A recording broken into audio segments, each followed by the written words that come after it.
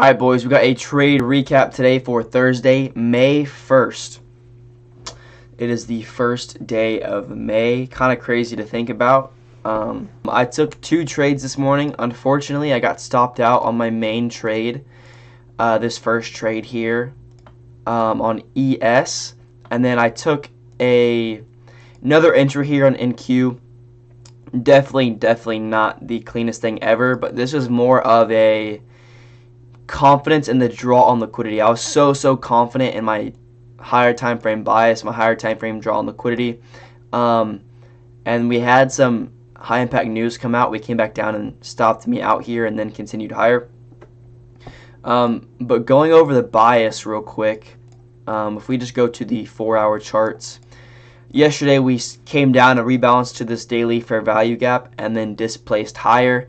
So after we get this big displacement to the upside, there's no doubt in my mind that we're coming to this daily liquidity on NQ and potentially working our way up to this weekly buy-side liquidity throughout the rest of the PM session today, tomorrow on Friday, and then if we don't reach this level to end the week, potentially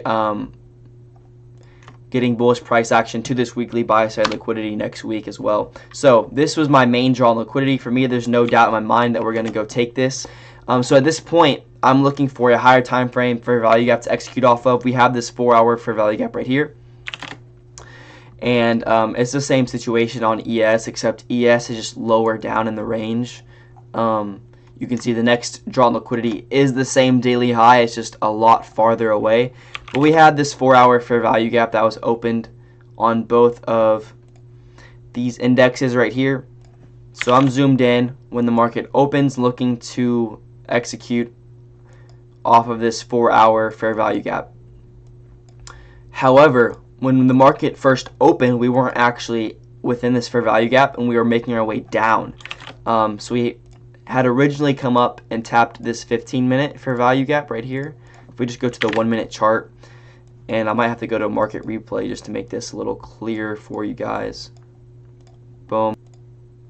We still hadn't really rebalanced to this 4-hour fair value gap just yet. And then we came back up, took this liquidity up here. We actually formed an SMT here, and I was looking to potentially go short to this 4-hour fair value gap as a retracement model, but you can see in 2 candles we already made our way back down. And once we rebalanced here, I was looking for bullish reactions out of it, and we came down, put in a manipulation SMT at the low. We then had a change in the state of delivery and an inverse fair value gap, so I entered. I got filled right around here in the middle of this candle. I was a little late. I couldn't really tell originally if we had closed above right on this candle, which we actually did, and once I realized that this candle was already making its way up, it came back down. I got filled around about right here, but it still would have been a 2-to-1 risk reward to the 4-hour high, which is now the model that I want to see play out because my higher time frame bias is bullish, right? So we have that SMT, manipulation, CISD, inverse fair value gap, and then we come up, and honestly I potentially should have moved stops to break even here at this internal high. I didn't, but considering the fact that I was super zoomed in here, more zoomed in than I'd want to be, the reason I was a little bit zoomed in though was because I was so confident in the higher time frame draw on liquidity, so I was fine with being on the 1-minute chart here.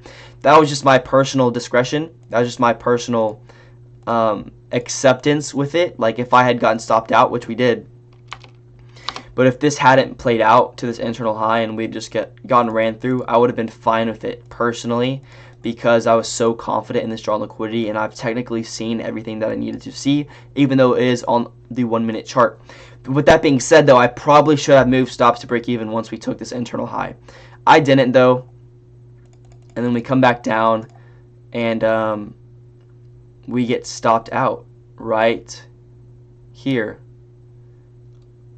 It was actually a minute before the high impact news candle came out, but high impact news was coming out and we got stopped out, and then price reversed on us and went higher, and I was able to, so that was the first trade.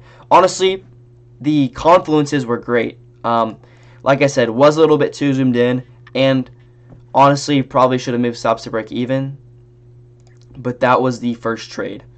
And after we get stopped out, though, my bias is still intact. My bias is still bullish. I noticed that on NQ, we come back down and make an SMT right here with ES. We resweep the low within the fair value gap and we create an SMT. The SMT is right here. Let me just show y'all guys real quick. NQ came farther down and took out this low, and ES did not. So NQ manipulated this low.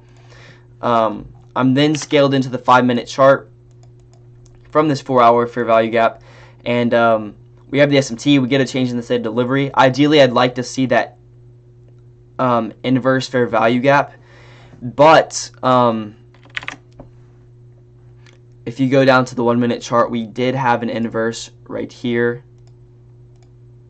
on the 1 minute, and I was super confident in the draw and liquidity. So once we got the change in the state of delivery on the pullback to this now order block, and on the pullback to the change in the state, entered long here, had to move stops up.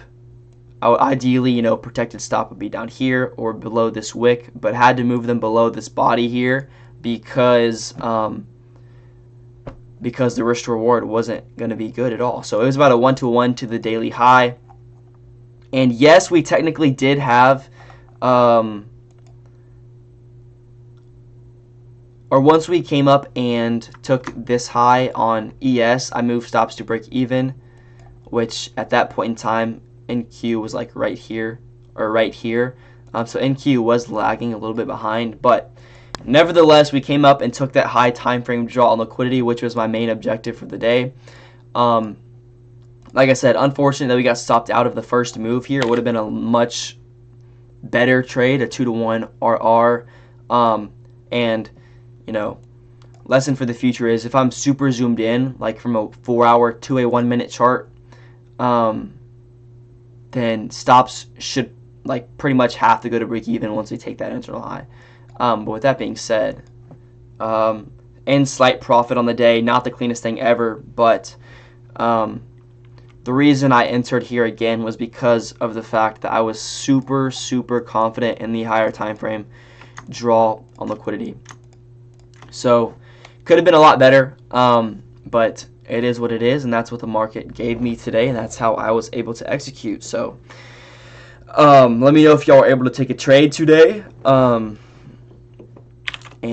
man, that's the trade recap for Thursday, May 1st. Like I said, I expect to see us to continue to be bullish the rest of the week, all the way up to this weekly buy-side liquidity, and we'll just have to wait and see what kind of structure forms throughout the PM session and overnight, and hopefully we can open up some new higher time frame fair value gaps to get a pullback to, get that internal model, and take it higher. So that's what I'm looking for tomorrow.